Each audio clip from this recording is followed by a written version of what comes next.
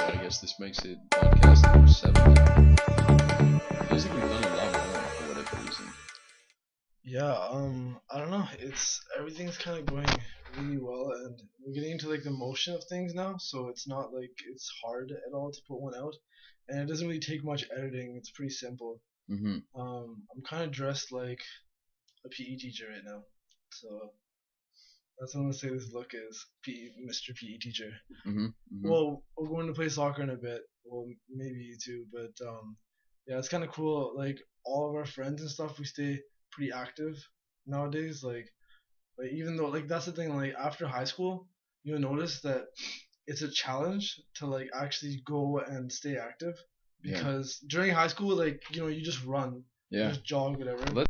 If you don't like it, I mean, I think too many young people now get acclimated to the idea that it's hard work, that it's not that much fun, right? I mean, Yeah. it's seen as a chore, and that's why we all so easily just negate any physical activity in the schedule, right? We say we've got work, we've got to do this, we have a million things to do in a day, and we can't fit it in.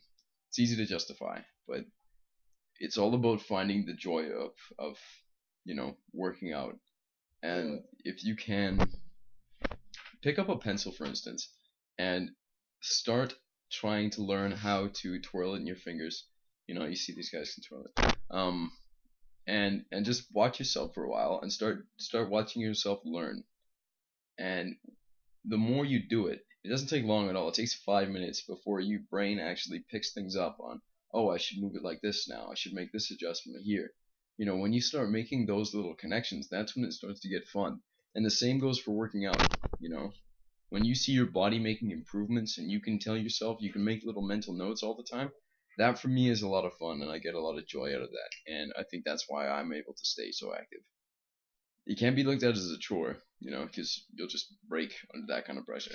Yeah, no, like it's cool though that like everybody still does want to like play some sports because let's face it, nowadays like it is pretty easy to like just get into the motion of playing video games and stuff all the time. Yeah, vegging out. Yeah, and like it's so easy to do and like it's entertaining. But like growing up as kids though, like we had that thing that we always wanted to be out and like out and about, just like doing whatever, just riding our bikes down the road or having like races and riding our bikes around the Yeah, house or whatever. yeah. Any simple stuff. But like nowadays, like it's more like kids get bored easier. Yeah.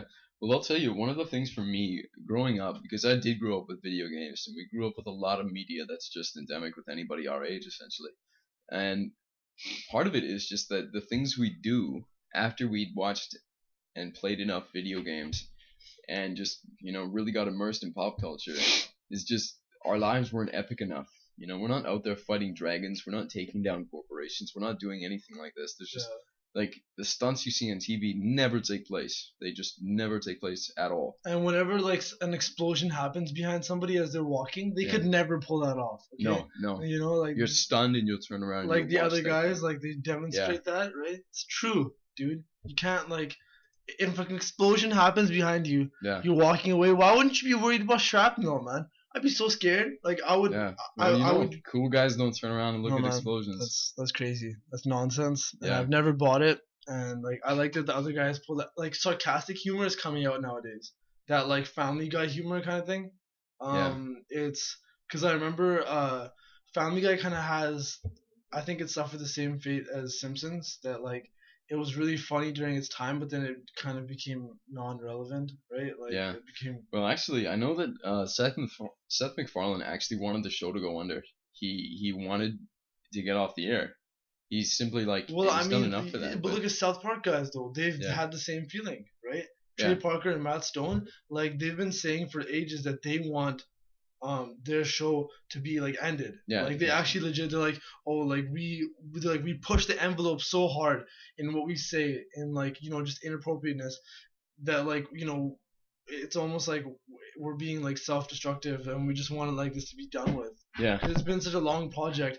There's a wicked documentary called 6 Days to Air. Yeah. I told you about it, right? Yeah, you did. Yeah, it shows how like they make the show in 6 days from starting to end, just doing all of it by themselves. It's probably like because it's simple animation and stuff. Like it's not too hard, but still, that's pretty insane. You were saying about Family Guy though that Seth MacFarlane. He wanted to get off the air. Actually, I thought the show just got funnier over time. I mean, once you move away from what I think so many shows stick to, that's kind of trying to include a moral message in, like, oh, I should treat my family better, I should, save my money, I should like get away from the moral messages because people don't like to be pandered to with that anymore. But more than that, I mean, South Park went way downhill. Simpsons went way downhill. Both of those shows should have ended a while ago now. Yeah. I mean, I think it's way better for Matt Stone and Trey I don't know Parker. South Park. Like, have you seen it lately? No, I stopped watching when it got to like season It's 13, not 14. bad, man. It's pretty No, funny. dude, And, the like, message it really. got corrupted. The message got so corrupted. Okay, look at what happened in the episode about WikiLeaks. Okay, Yeah.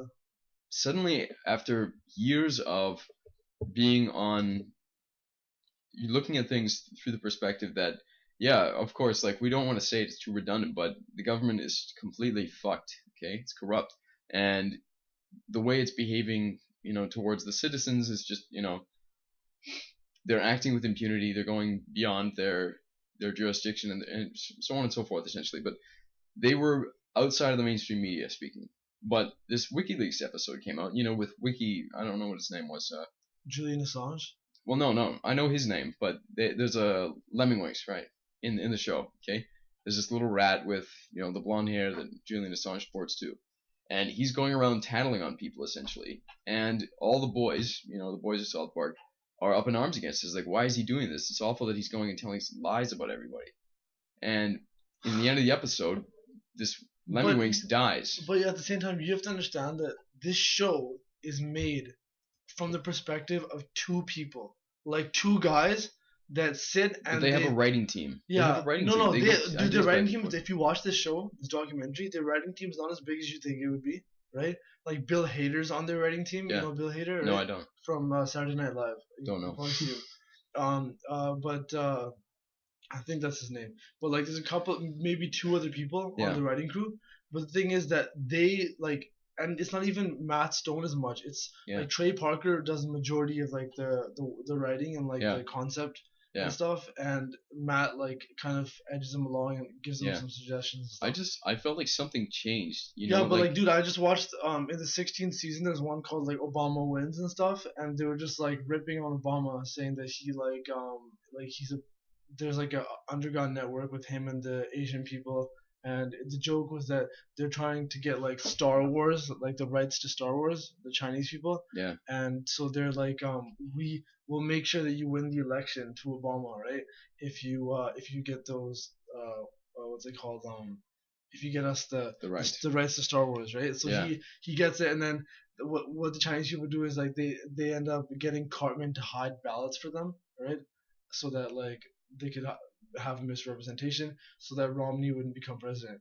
But like, it was just messed up, man. Like, it was interesting though that like they actually showed that like they're showing that there's a corruption in Obama's presidency in his office. That's what they're addressing kind of there. Right? Yeah, but that's actually a pretty common sentiment. You listen to Fox News and they bash the hell out of Obama too. Yeah, that's true. So I mean, that's still within the framework.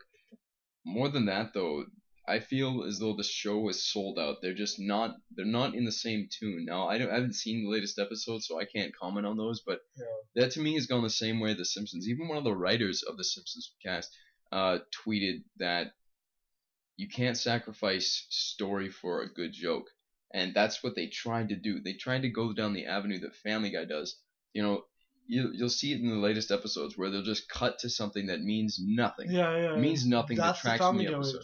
Yeah, that's the Family Guy way, and they've got their niche. Simpsons should just stay out of it. Yeah.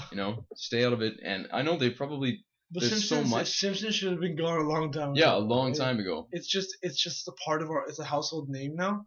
That's what it is. So it's like, hey, I'll check out Simpsons in one of the weeks out of like maybe 52 or whatever, right? Yeah. See, like somebody might just for once like check out maybe like a Simpsons episode, but the comedy, it doesn't seem relevant anymore. The whole family dynamic is different. Like now, I don't know, like the family shows aren't in that much anymore. Like back in the day, think about it. It was like Cosby Show, all these couch shows.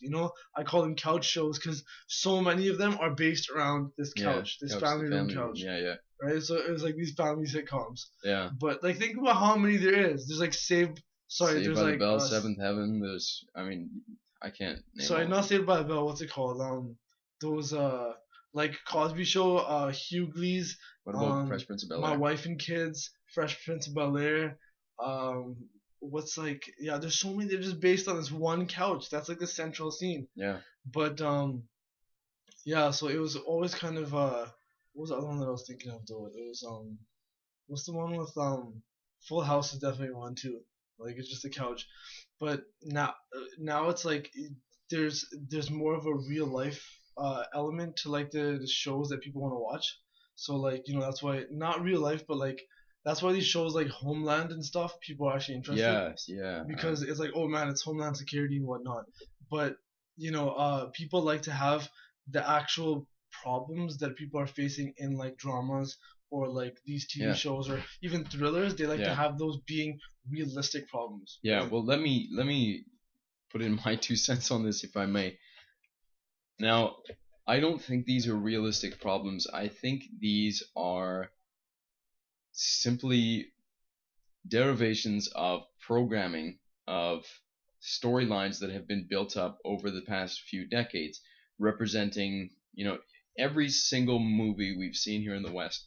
If it's got military in it, it's got a current enemy of North America. It's got the Russians, might have the Koreans. Obviously, the Middle East is in there. These enemies are ubiquitous, but they're always enemies of the current state, or potential enemies that they want to portray. So that's one example of it. But the shows we see today, like Homeland and whatever, these are just derivatives of the ideas that we've grown up with. They've just evolved from that. So they're not so much real as they are succinct with the ideas of the past, that there's espionage going on, that governments are good, they're just struggling like us, that they've got to deal with problems too. And corruption is not an issue because we've got hardworking individuals working there that are, simply immune to the same problems that the working man is. These guys fighting for you, right? It's just they're playing off the same programming. It's just evolved. Yeah. I don't think it's real in any sense. I mean, it's really scary to me that people sit and watch shows like Person of Interest and whatever, the ones that really show the police state as they really enforce the idea that it's necessary because there are people trying to do this. There's people all over the place trying to bomb trains, trying to see that members of Congress are assassinated, whatever. Take your pick. It really bothers me that this stuff is out there because we can, like I said in the last couple podcasts, we can still look at it and go, okay, it's entertainment. It's just for fun. At the same time, it's now part of your mind. It's part of your psyche. When you see it happen in real life, you're gonna feel that much more at home with it, because now it's got a frame to occupy. This whole thing, Boston bombings, the shooting in Colorado, people were saddened by this, but they weren't shocked. Yeah, it was. I mean, you could say it was shocking, but if you told somebody about this, they'd be like, "I can see a human being doing that. Why is that? Why do we think that that's a natural? Like, why is that okay? That we think it's okay for somebody to, we think it's normal behavior, relatively speaking, in this day and age that somebody would do that. Yeah, things are bad, but Yeah, there was I was in India studying when like the thing happened in Norway. Have you heard about yeah, this? yeah, yeah, Bretnik. Yeah, so okay, that it's been the 2 year anniversary while I was in Europe, right? It was like the 2 year anniversary of that. Yeah, But basically like I when the guy was telling me the story about what happened and everything, dude, it was like mind-boggling. Like I didn't hear about any of this, so I didn't really know like what the situation was, and like yeah, I really hadn't heard about it, but it had so much global exposure. Like a lot of people had heard about it, a lot of media covered it and stuff, because it was such a big deal. Like this guy dressed up as a cop, and do you know the full story at all? Or yeah, so I believe it was you might know it better, but it was like a political party or something, and they had like their youth camp or something at this place, yeah. and He went in under an assumed identity. I know he used dum-dums, using an automatic rifle, shot people begging for their lives. Yeah, it was a mess, and I don't know too much more about it than the official story. I know it was, I mean, it's a little suspicious the way it went down. Like, I'm not gonna say one way or the other. I'm not gonna comment and say it was, there's a conspiracy behind it because I don't know. I just, it bothers me that we can go, okay, that's I can see human beings as capable of doing this. Like this is human beings can do this. Yeah, like in this day and age. it actually like it took me by so much surprise. Like I didn't know that something on that big of a scale had actually happened. Like Hmm. legitimately, Yeah. like I had no idea. Like that had happened lately. Yeah. Because like you hear about shootings where like maybe like it's obviously like each life is like obviously like a big deal, but you hear maybe like 10 to 12 casualties, and that's like a big deal. This one was like something like 50, 60 or something like that. Yeah. Like, and they were kids. Yeah, and So that it's just like you can't even fathom that. yeah, and like And it shouldn't that kind of stuff shouldn't be happening in yeah, our in our society nowadays. Like we yeah, shouldn't have conditions where people should feel so frustrated and so like isolated or so alienated by the surrounding people that they would like result in yeah, having the mind state to like yeah, actually do this. yeah. I know we live closer to each other. A we've never had better equipment to speak to somebody immediately than we do today, and the divide is massive. We're living in an apartment complex, for instance. There's people within 7 feet of you. Most times just through walls, and yet you can get to the point where you're so depressed that you want to commit suicide, or you want to go postal, Yeah, whatever. Just sit and think about that for a minute. that's crazy. But I Like mean, we live in conditions like that, just that alone, yeah, being able to sit in an apartment by yourself yeah, and like just sitting on a couch, yeah, lounging, whatever, yeah, that is something that like just being able to live that life. It may be yeah, as bad as it is, you pay like you pay rent for like a shitty place, whatever, yeah, but that life in itself is so much better than like so many lives before us. Like, just think about that. Before yeah, 60, 70 years ago, yeah. you wouldn't have had that life, But right? that is to say, I think there's a trade-off as well. I There's a mean, trade-off. yeah, There's definitely a trade-off because with that you have like a false sense of security. You have a false sense of like yeah, just you feel like obviously we were just discussing this I think yesterday, right? The fact that yeah there is a trade-off in that you don't have um as much appreciation for what you have. yeah, You maybe there's a lot of factors that result in like you not being able to yeah, understand that for how yeah. amazing it actually is, right? No, it's just staggering that we have the ability now to go cradle to grave without seeing anybody. If you have a residual income, you work from home, and you can have food delivered up to your place. You can live your whole life without contacting human beings, in an urban area, and it blows the mind really. But therein, we can see that this is also what's going to prompt human beings to really to change. I mean, we we hammer this point to death, or at least I hammer this point to death, because I've noticed it personally in my life that I don't necessarily make a change if things are working. If I'm scraping by, this is elementary school, high school. If I'm getting my grades in and I don't really have to try, Yeah. then that's okay. But as soon as if I start failing and I'm uncomfortable with this, that's when we make a change. And the same goes for the microcosm and the macrocosm in the society. If we see rights being curtailed, Egypt is a good example of this, because these are the people that recognize the capability. They were in that little niche spot where they had the technology to communicate with one another. They were experiencing the kind of discomfort that would have promoted their behavior, and they had this idea that being together, the values that they had therein were strong enough that they could enact this successfully. Now they had Mubarak, uh, you know, kicked out. Military's taking control. It's not going all to plan, but they were successful in that at least through those factors.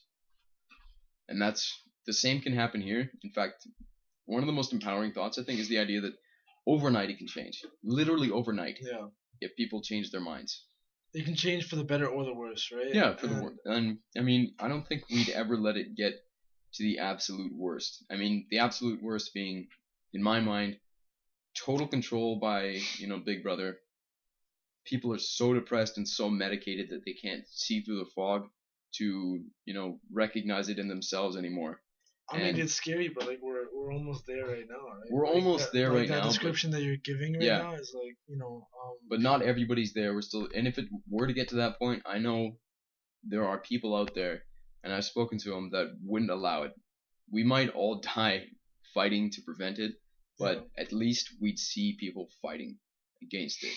yeah, And I have total confidence in the idea that we would not let it consume us. We wouldn't let it enslave human beings. We wouldn't let it enslave ourselves. And once we'd actually gained our footing, we'd prevent it happening to other people. yeah. So I don't I don't think that it's doom and gloom really. These are just growing pains. These are species growing pains. I mean, I'm not saying it's doom and gloom like that. It's like, I'm being pessimistic or anything. I'm just saying that like right now, I think we are at the turning point. Is what it is, right? Like, Yeah, obviously, not to keep using that cliche again, but the times are getting pretty dark right now. yeah, So it has to get better now, right? yeah. Well, So let's talk about that. As this is one of the frames I like to put it in. Sorry for cutting you off, but I mean Hinduism, for instance. We look at the three perspectives of the way in which life unfolds and existence actually takes place. You have the Chinese, the Oriental perspective, wherein the universe is organic. It is an organism. It has an intelligent order to it.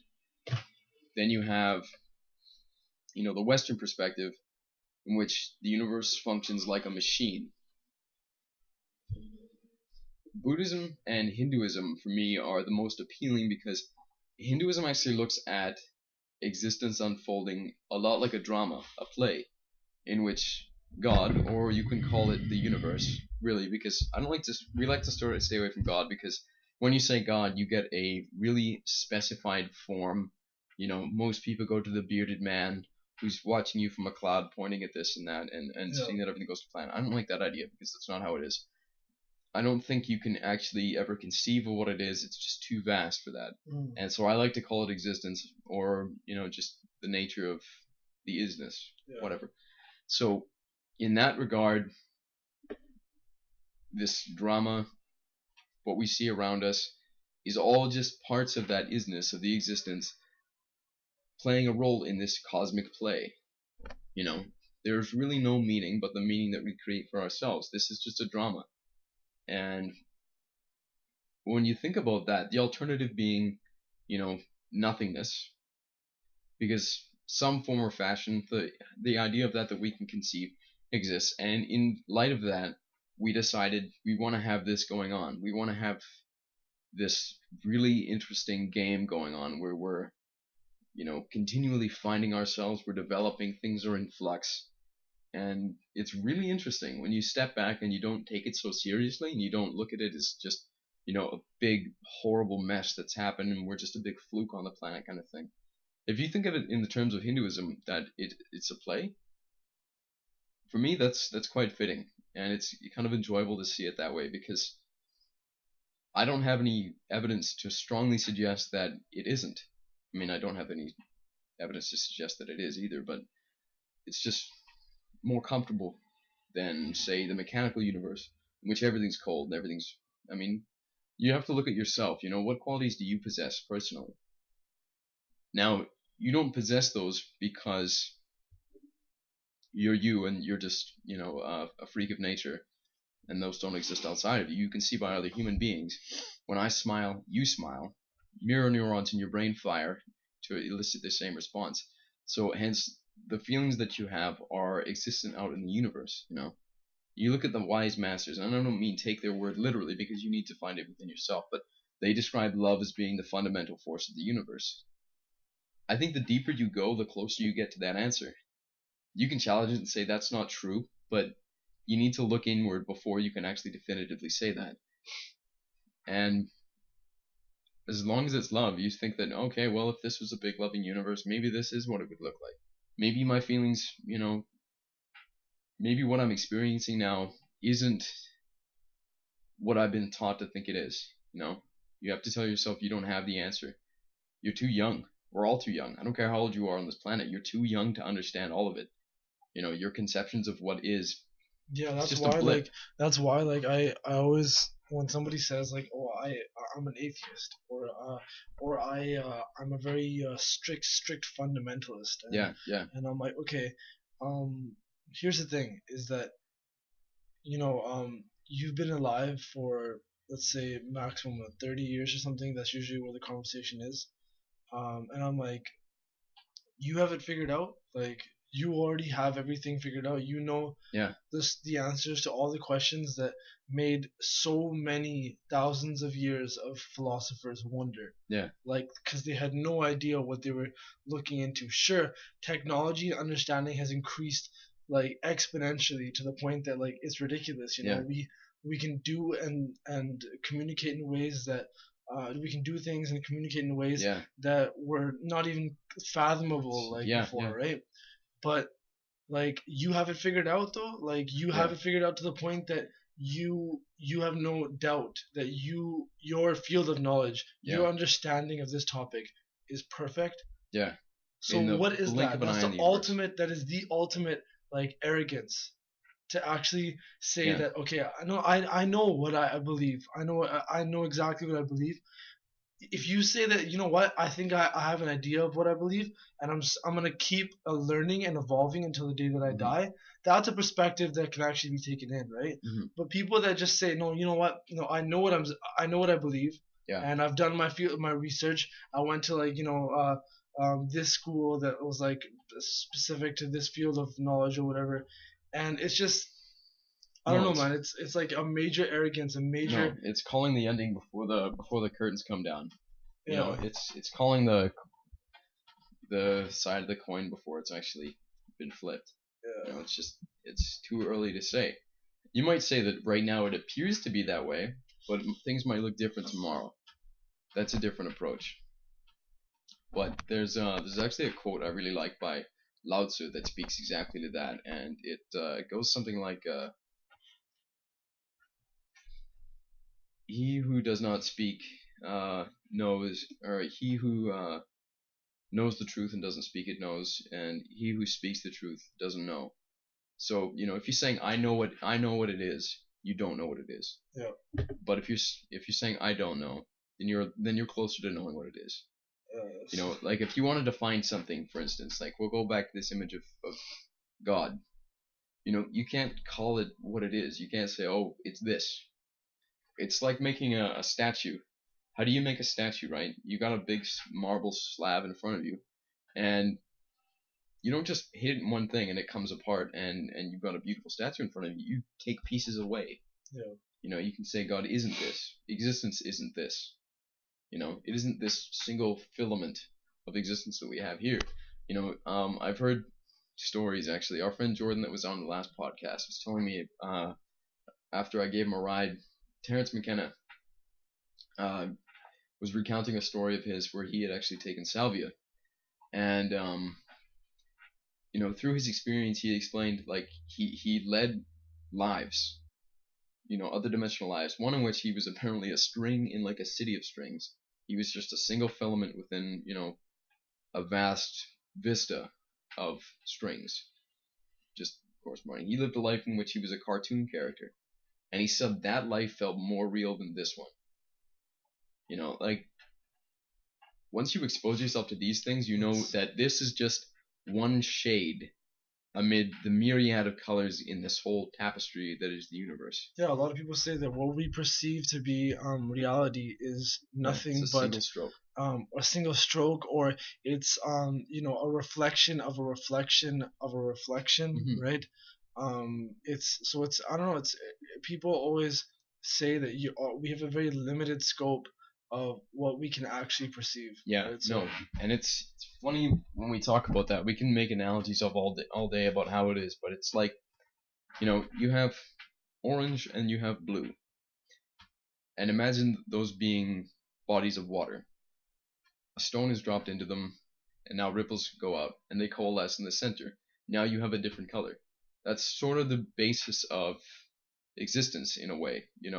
Suddenly you have a blend, and there's a third. You blend these three colors together, you have another one, and so on and so forth, and it multiplies. Just a blending. It's a distortion.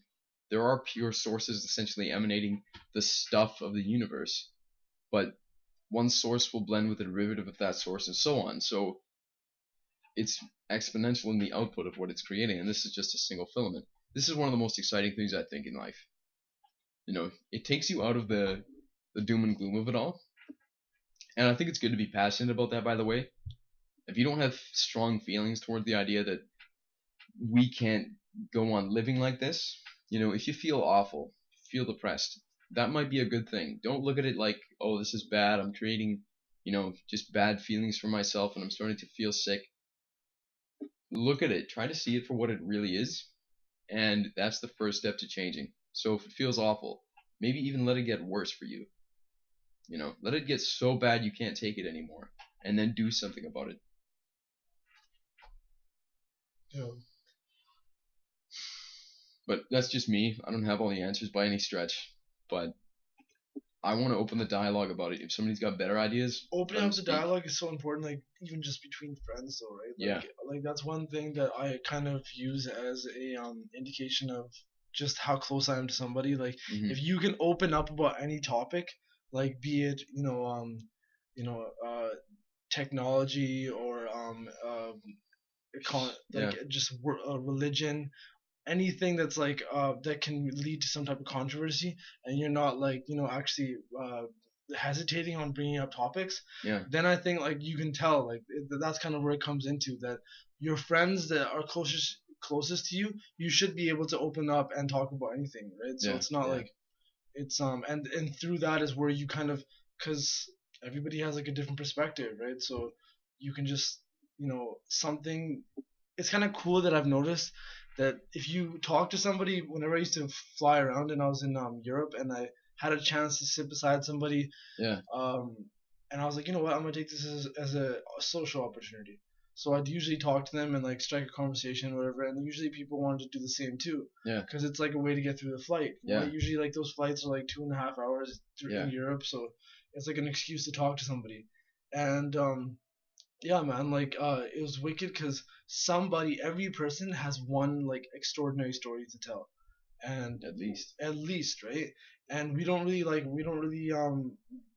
think about that sometimes, but think about it. You must have one story that you tell people, and they're like, "Holy shit, dude, that's insane!"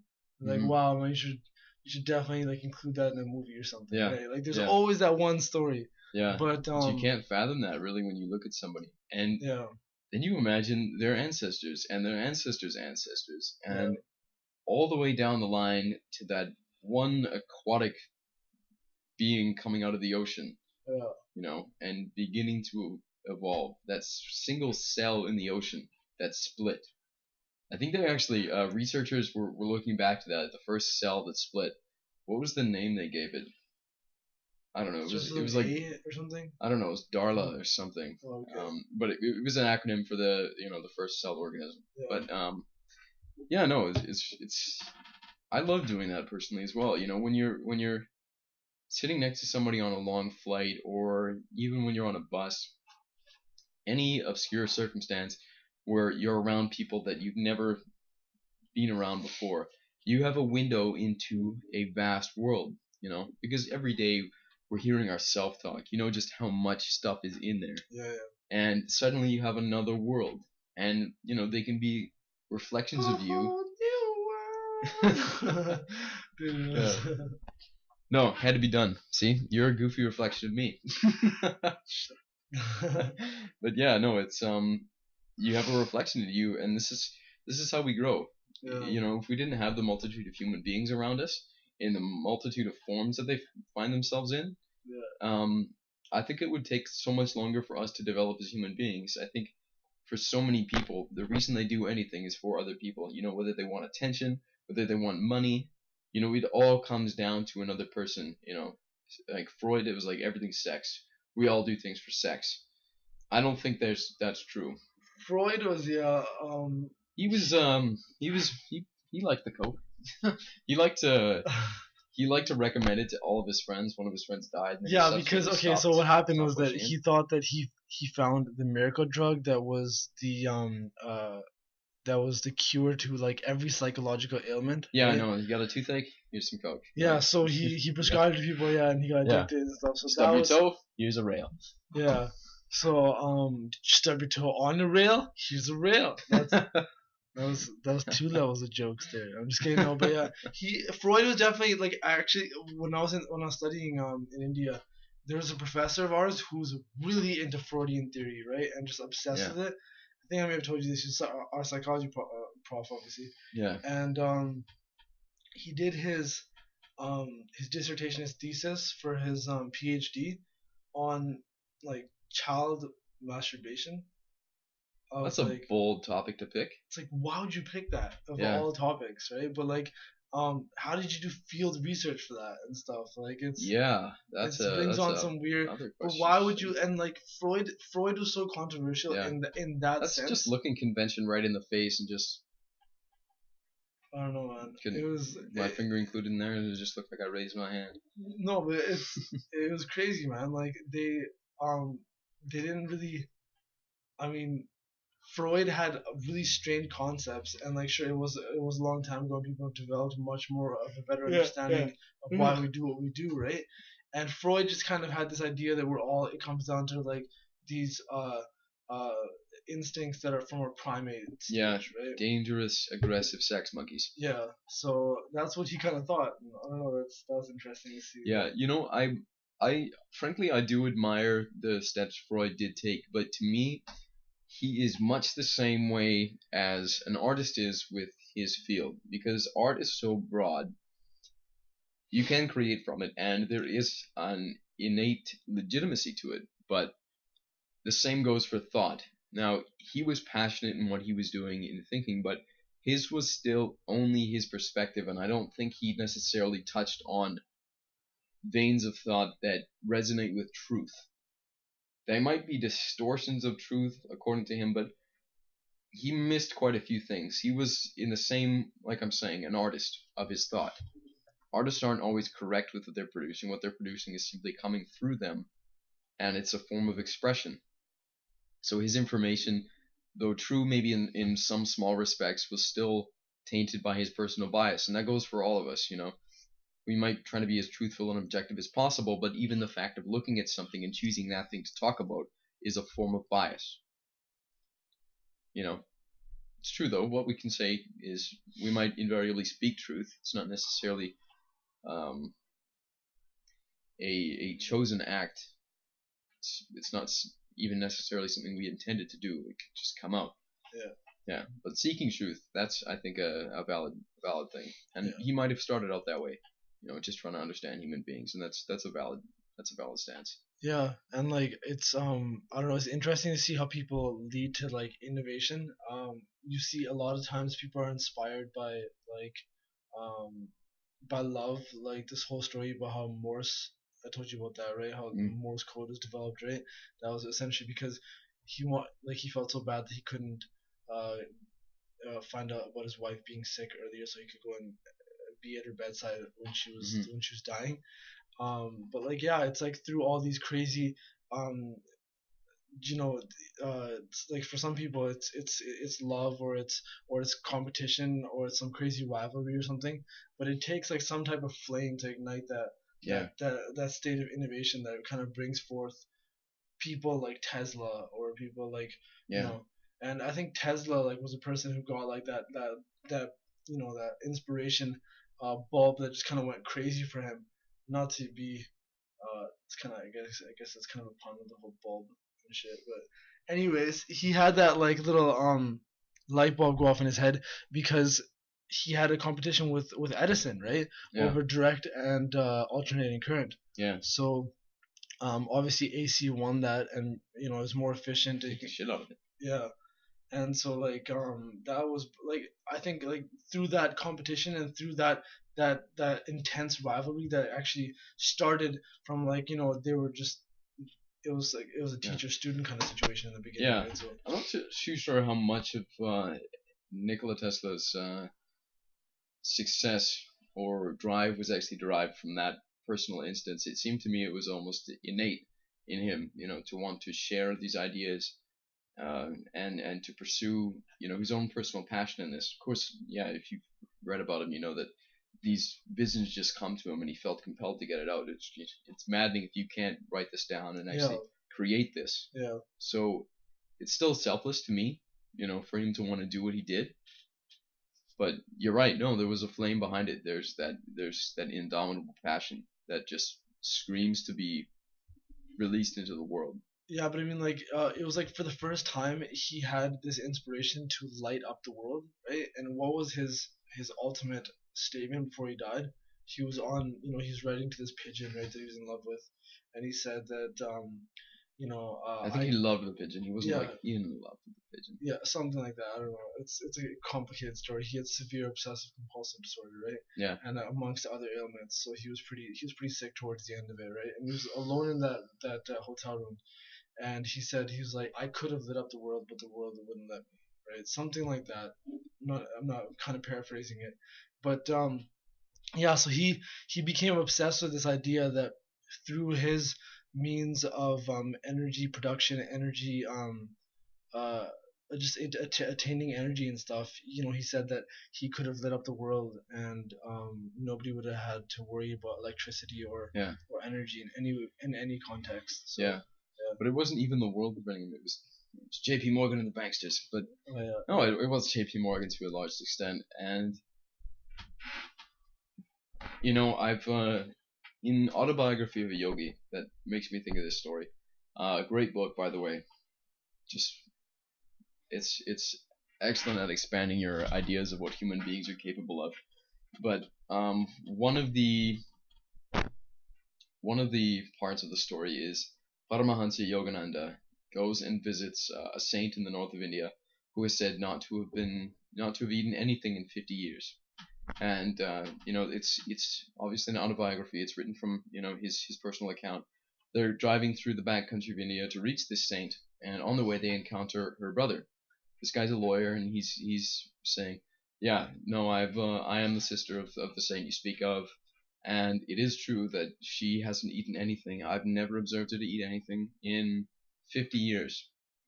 And if you'd like, you can corroborate this with the local prince ruling that province, because the prince was interested. He found out that the saint was living as such, and so he invited her to perform 3 tests. The first she would stay at the palace in a room locked up for 20 days.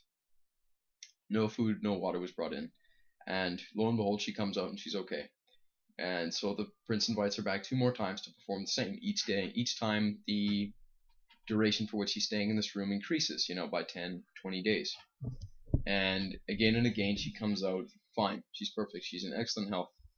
And Paramahansa Yogananda finally reaches her and he asks, "Can you tell me, what has happened?" And so she recounts the story of her childhood, which she says was largely unremarkable, save for the fact that she actually had this insatiable appetite growing up. She was always eating. And then she got married, and her husband's family, her family-in-law, essentially, like constantly berated her, constantly, just digging at her for the fact that she wouldn't stop eating. And after one final spiteful comment by the mother, she says, "All right, I promise you today, from now on, I'm not going to eat another thing." And obviously the mom's like, "Yeah, okay, whatever."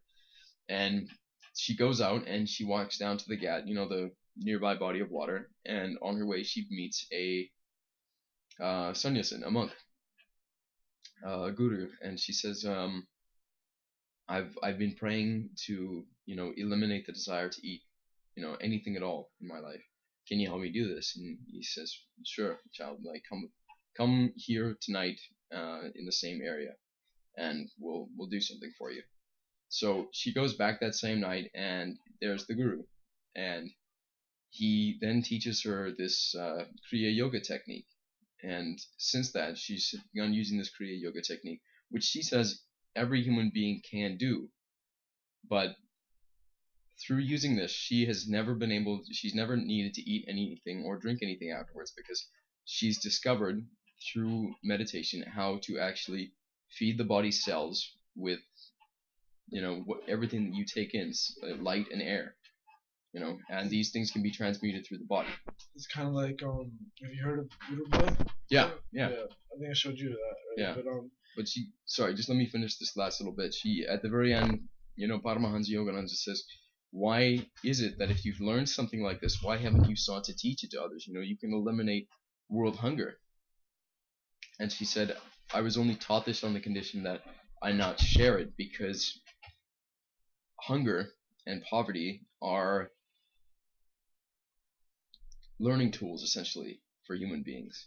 I can act as an exemplar and I can show humans that this is possible, but I can't eliminate hunger from the world because people need to use that to learn. Now, that does seem cruel, but looking at it really clearly, I can sort of see that as being a truth. If everything was comfortable on Earth, we'd never want it to change. You know, if we were comfortable with the fact that wars go on and we can exploit animals to this degree, we would kill the world and ourselves in a short space of time. So we need a kick in the butt. We need pain and we need fear to actually pull ourselves out of it. Think of how temporary they are compared to joy, to these positive feelings that we have. Those negative feelings that we encounter are just, prodding effects. The more you feel them, the more that's an indication to you that you need to change your behavior. You need to get out of the circumstances you're in. But sorry for cutting you off. What were you saying?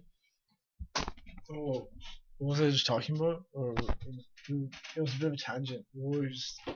I was talking about Kriya Yoga, and you were discussing Buddha Boy. Oh yeah, Buddha Boy is just one example of he was basically, the idea was that he was sitting under this tree, and that he was doing yoga or some form of meditation, and that he wasn't eating for like months. And I think BBC and a couple other people did documentaries on it where they tried to like show him for like the span of days at a time, but there was some like strange occurrences at night because like they'd cover him they'd cover him over sometimes and stuff. So there was like they weren't sure if they were actually feeding him or not. There was a bit of a debate on that. I don't know. It was interesting though because a lot of people, I've heard that theory before, because Tibetan monks also practice certain concepts, Mm-hmm. In the fact that they say that you can, they have a couple of things. They say that you don't need food Mm-hmm. because you can get it through just energy, Yeah. positive energy in Yeah.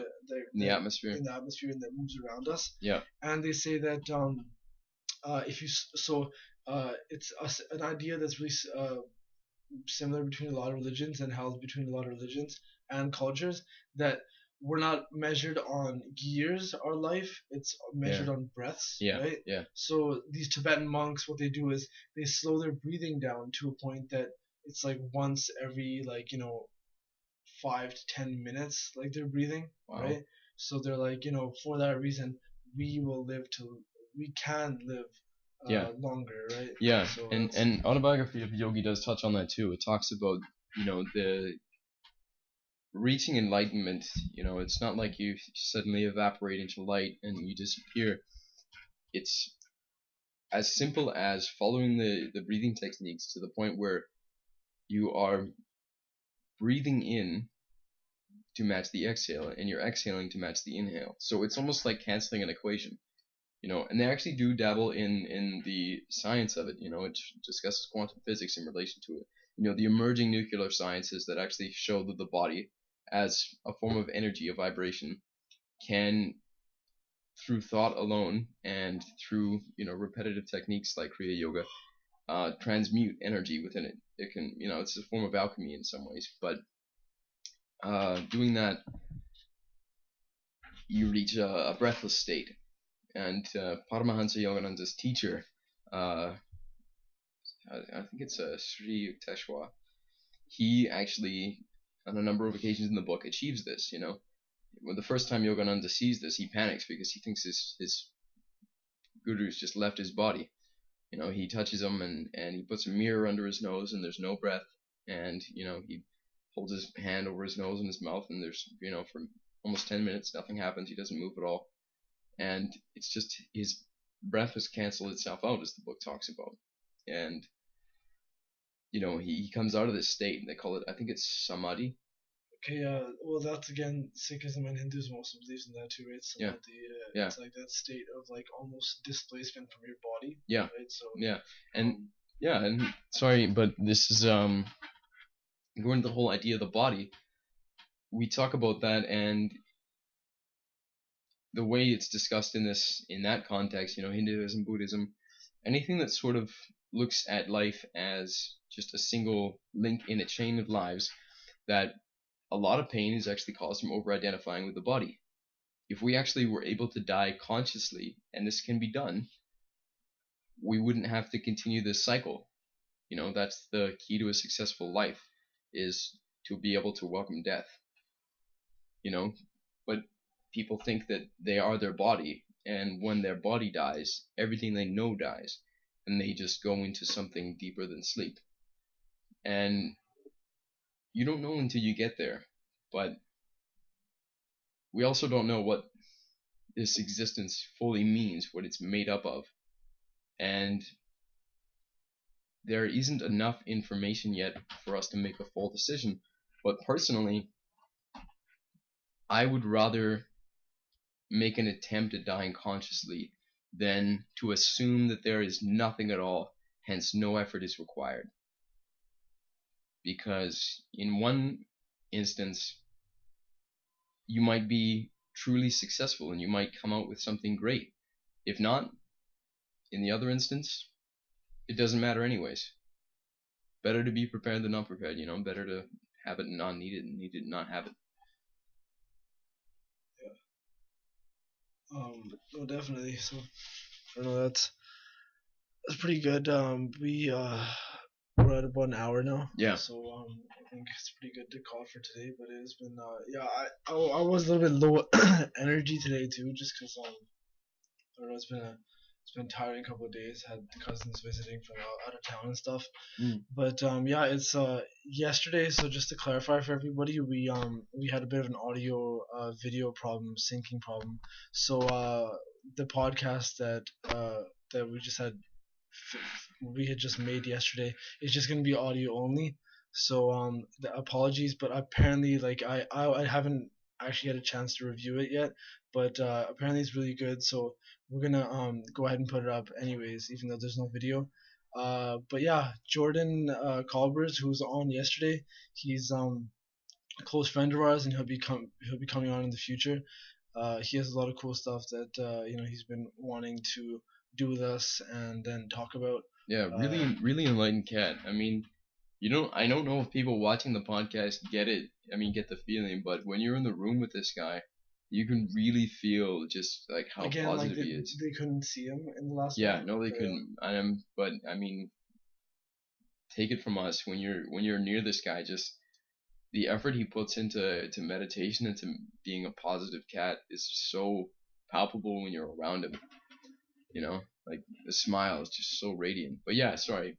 We'll be looking forward to having him on and hearing more from his perspective. In the meantime, everybody just take care, keep your eyes open. Um, Yeah, and positive. just like keep going out and looking for news from alternative sources. We do get a lot of our stuff from rogue media groups.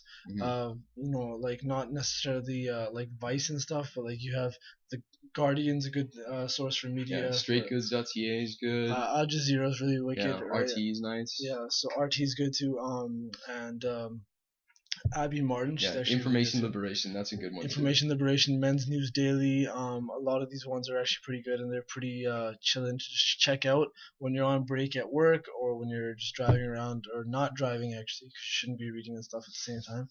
But if you're just chilling, whatever, and you have some time, try to look at these alternative news websites, and you might get a better idea of what's going on around the world from some, I don't know, perspective other than the one that everybody else is gonna see. These news outlets like CNN, BBC, Yeah. the ones that push kind of a popular opinion out there, popular amongst the politicians. But yeah, we aim to keep this going, and it's really not losing steam. We're having fun every time we put these out, and it's really it's kind of therapeutic process for us. Totally. We were talking about that last time, the fact that like some people write journals, and this podcast is kind of our journal for us. Yeah, because once you talk about it, it really has no reason to occupy your mind anymore.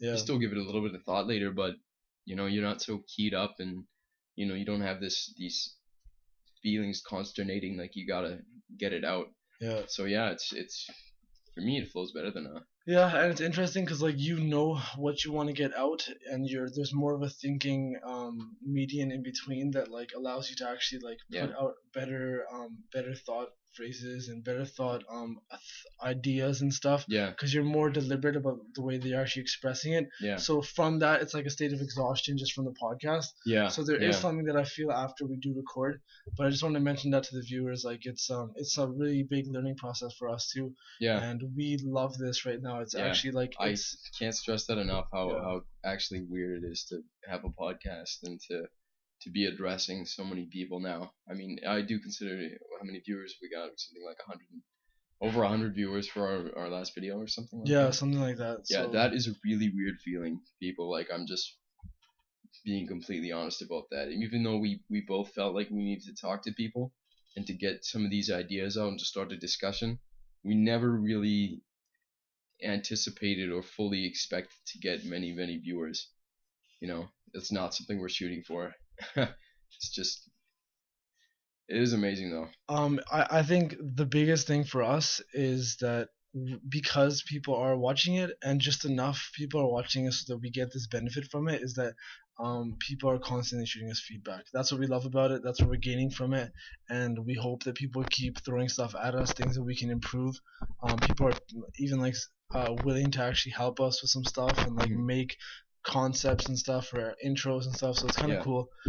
because that is the ultimate goal. Like, we want to help you guys. Yeah. We want to move forward as a species. We want to stop being oppressed. We want to stop depending on gasoline and the cost of living. These things, like, the only way we're gonna get out is by talking about them, making that first step. And yeah, so any feedback at all helps us improve the dialogue, helps you guys, and it helps us. Yep. And last but not least, one of my friends, Nick, did actually mention that he wants to come on soon and just talk about he's a beat producer, right? So he wants to come on, so it's gonna be kind of cool. Shout out to Nick Barkley.